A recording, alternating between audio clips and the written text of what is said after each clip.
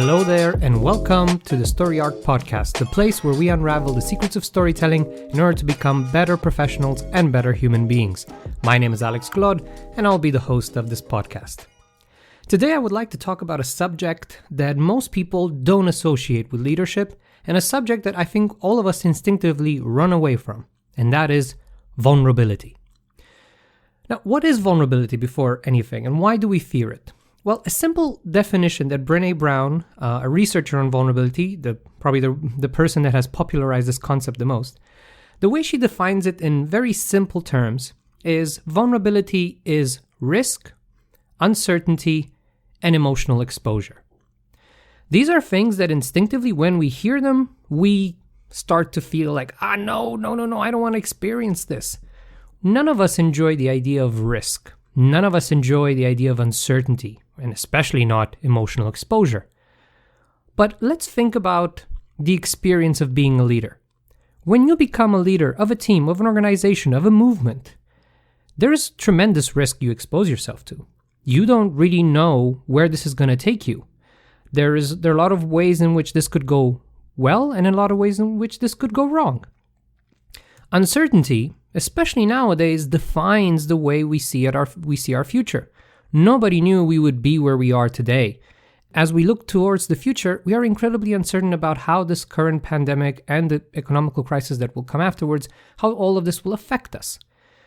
In general, uncertainty is part of the leadership experience and the human experience. We're all navigating uncertainties in our lives. And last but not least, emotional exposure. If you want to be an authentic leader, if you want to empower people, you will expose yourself to the possibility of betrayal, to the possibility that people will not follow you and reject you and criticize you for the decisions you make. There's no way to run away from that. Most of us would love to control our experience and to control the people around us so that we don't feel any type of heartbreak or emotional pain. But actually, all of these three are part of what it means to be a leader. And a story that has really given me some perspective on how that works has been the story of Aquaman, a movie that has popularized the silver screens back in 2018, which was, for me, quite a bit of a surprise. I remember seeing it in the winter of 2018, and let's be honest, Aquaman did not have the best reputation in the world. It has been represented in the comic books. He was just talking to fish, riding seahorses. He was incredibly cartoonish in many ways. But since they cast Jason Momoa, and knowing also that the director behind it, I knew he had a great vision, I thought to myself, well, let's give this movie a chance. While it is still on the surface a classical superhero movie, it surprised me with a certain layer of depth that I believe is very important and relates to what it means to be a leader nowadays and to the topic of vulnerability. If you haven't seen the movie, spoiler alert, we're going to get into special spoilers around the movie. So if you haven't seen it, you can pause, go out, watch it. I think it's on many streaming services. First, let's do a bit of a recap on the story of Aquaman, or of Arthur Curry, as it's presented in the movie. He starts off as the son of the Queen of Atlantis and a regular sailor and fisherman living in a small town. He is kind of presented as a man of both worlds. He lives in the land of human beings and knows their world, and that's where he is educated, but he still has a strong connection to Atlantis, the place where he comes from, the civilization of people that live underwater. As he grows up, he does receive certain mentoring on knowing his powers, and one thing he discovers very early in life is that he can talk to fish. Again, the character trait that most of us probably know about Aquaman. What happens at one point is that his mom has to return to her kingdom, and at one point he doesn't know whether she's alive or not. And in the meantime, in Atlantis, the half-brother of Arthur, King Orm, wants to not only take over the crown of Atlantis, but he wants to take over all of the seas, all of the other kingdoms of the seas, and then start a war against human beings who have been mistreating the seas and have been polluting it.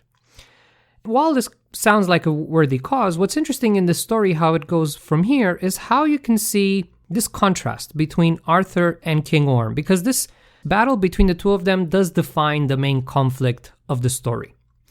So for example, King Orm, first of all, he believes he's the righteous leader and ruler, not only of Atlantis, but of the whole seas, of all the oceans, and he also believes it is very righteous for him to reunite everyone against humans. Arthur, on the other hand, he doesn't see himself as a rightful leader because at the end of the day, he has been enjoying his life on the surface. Atlantis has been something very far away from him. He has had some certain connections with that world, but at first he hesitates, and he doesn't really feel as if he has it in him. Now, why is this an important contrast? Is that sometimes knowing that you are not worthy or not good enough yet to be a leader actually can, to a certain extent, qualify you more as a leader. And the story kind of gives us that hint later on, and we're going to get back to it. Another thing that defines King Orm in comparison to Arthur is that he wants to control the seas. And the way he does it through manipulation, through lies, and as well as a us versus them narrative. He gathers people together. He also creates a fake attack that seems to be coming from humans, but actually it's something that he orchestrates himself. Arthur, on the other hand, he has no interest in control. If he were to be the king of Atlantis, he would only do it in order to stop Orm and to make sure that all of the seas live in peace and maybe in a better relationship with the people on the surface. This is important because control is, to a certain extent, an illusion. You can't really control things. There is a certain amount of things you can control, but most of the time, especially if you are leading a bigger and bigger organization, control is something that is incredibly hard to implement. Before, maybe people would respond to authority and would really listen to orders, but now we're in an era where we're not trusting authority as much as we used to. We tend to be very critical of their decisions and ideas. Another differentiator between the two is that King Orm turns this righteous cause, the fact that in the end human beings have been treating the seas poorly, into a quest for war and domination.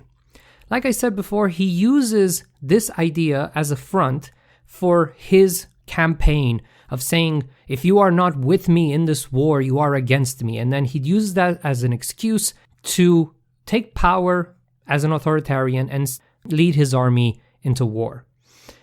On the other hand, Arthur, he loves and wants to protect both realms. He's seen the value and the goodness of human beings. He also comes from the lineage of Atlantis and understands the seas and communicates with the creatures of the seas. And so he doesn't want to put these two worlds against each other. He would want to protect them both. And that is a very important thing in terms of what motivates us as leaders. Because if we have an us versus them narrative, it is incredibly divisive, and in time, it will also make you greedy as a leader. It will make you betray very basic and important principles of leadership that in the end will destroy the cause you actually started from. And last but not least, the main difference between the two is that King Orm gathers his army through authority and manipulation, while Arthur manages to gather his army through his ability to speak the language of the creatures of the seas.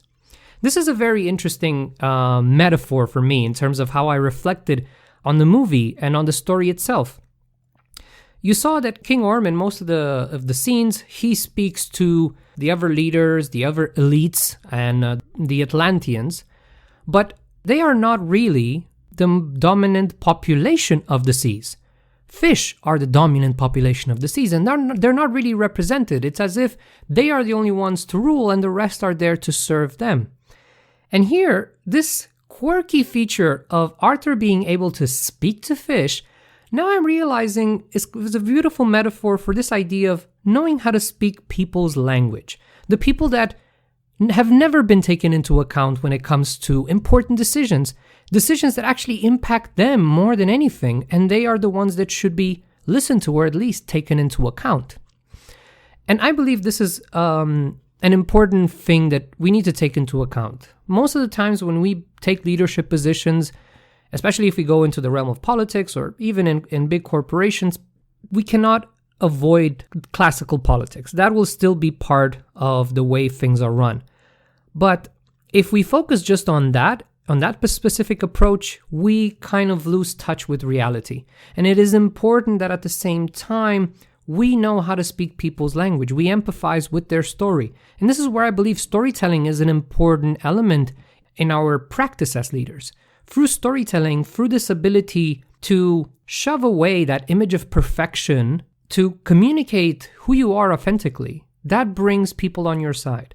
If you acknowledge where they come from, what are their true struggles, and you make yourself part of those struggles, and you speak towards those struggles honestly, that will gain you not only the respect and trust, but the loyalty of people. People are not loyal because at the end of the day, you're going to do favors for them, and that's not how leadership is supposed to work.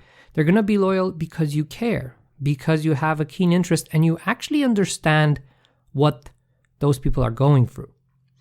So this contrast, first of all, is interesting because the King Orm style of leadership is not only outdated, but it's becoming incredibly ineffective.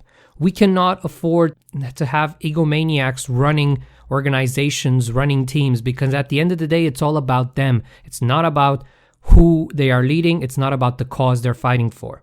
Second, this willingness to control things only leads us on a dangerous path, because what we're trying to do is to avoid vulnerability, but what we're trying to do actually is to avoid showing our own mistakes. And I believe that once we show our own mistakes, we can evolve, we can become better. But if we try to control things, what we're trying to say is, I don't want to evolve, I don't want to change, I want to make sure that everybody adapts to me. And that is not only unrealistic, but it's incredibly egotistical. Third, turning a righteous cause into a quest for war and domination is something that we all are sick of. We know how we've seen many leaders or many people that easily come up with, oh, those are the bad guys, create this divisive narrative. And they seem to be having a good cause, but at the end of the day, we know that their interest is just so that they come on top. And we're sick of that. People can already see through that a great deal. And gathering people through authority and manipulation, well, it might work in some cases, but at the end of the day, this is not the future we're building towards. That is not the leadership we all want to be part of. So here, Arthur kind of gives us the reference of how leadership can be a bit more down to earth, more relatable. We all feel to ourselves that we're not good enough to be leaders. And that gives us a sense, well, maybe that's okay. It's okay that we don't see ourselves as great leaders. Maybe that will keep us humble, will keep us learning and evolving.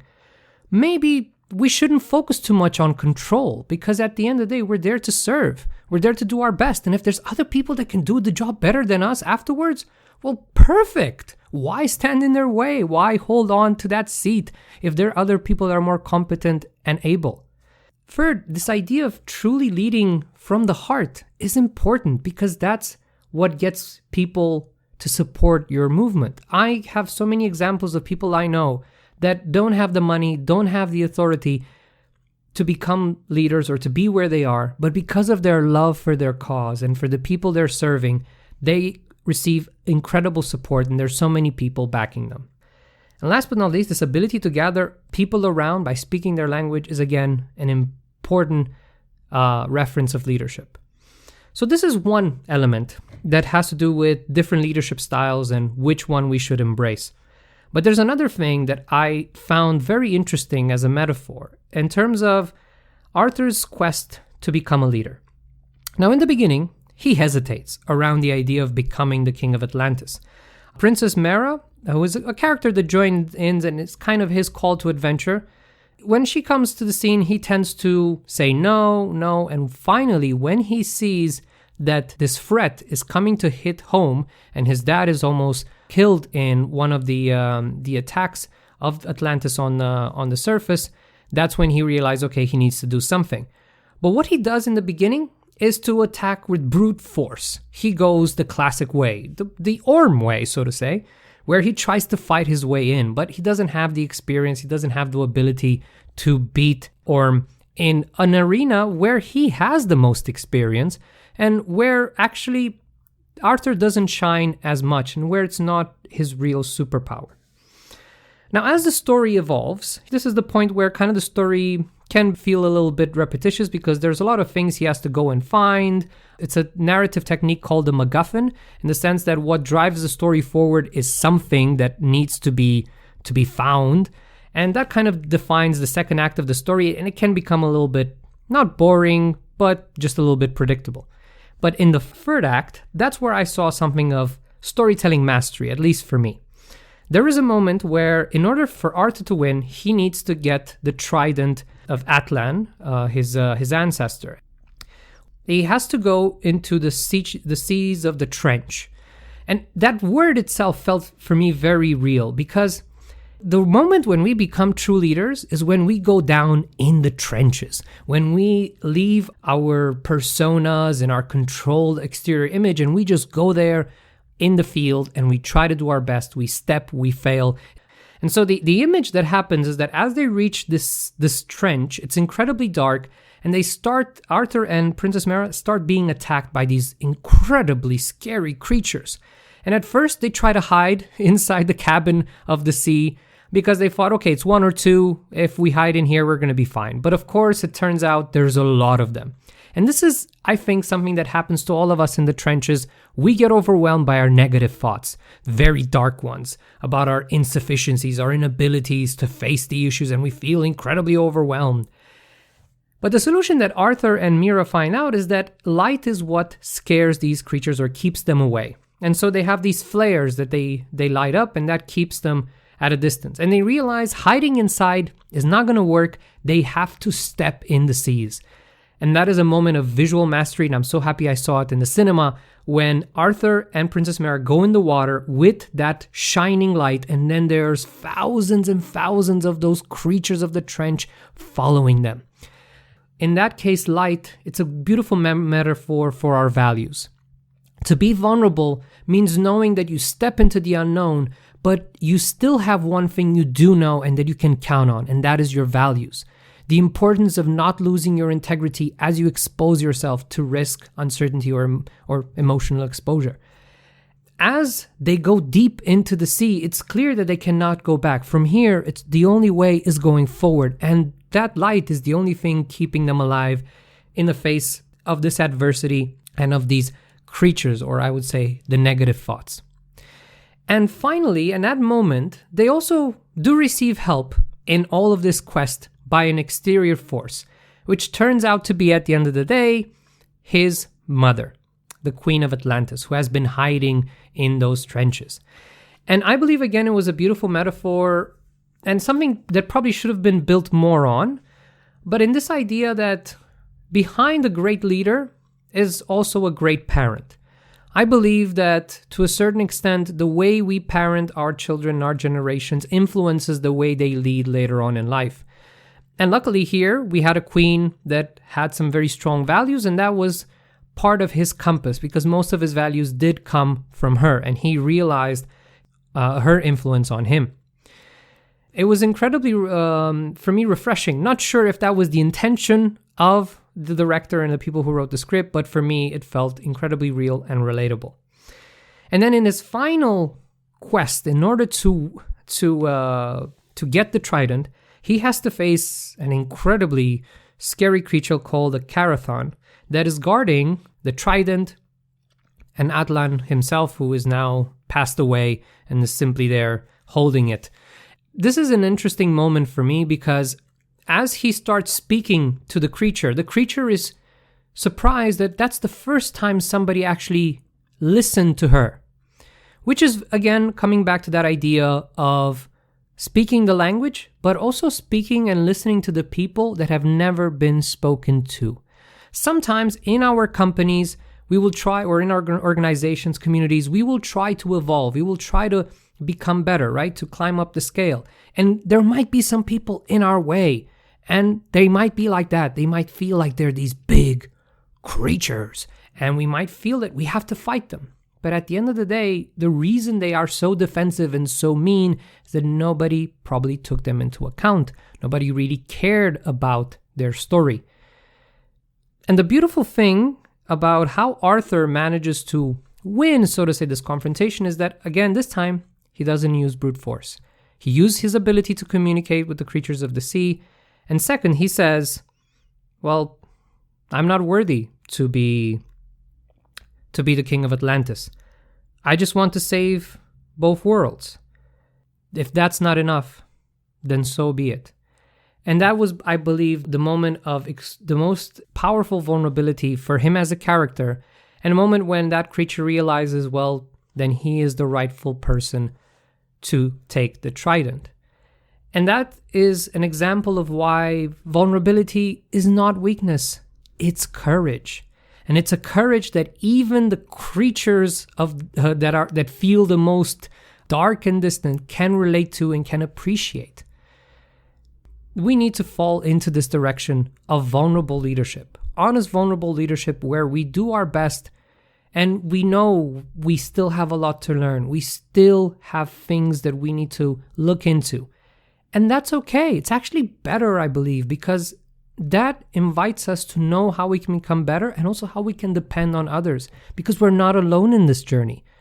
That team of ours, they're not against us. They're there to work with us. And if there are things we don't know, but there are people in the team that do, we can leverage that and use that to our advantage. After this beautiful moment in the story, of course, the movie has to go into the classical CGI battle with a lot of things and battles, and the story ends as probably you would expect it. Arthur Curry wins, and he becomes the new king of Atlantis. Now, like I said, it's probably not the best movie out there, definitely not the best superhero movie out there, but for me it was an important reference and how we can all understand vulnerability and leadership better. Maybe it inspires us to be leaders going forward.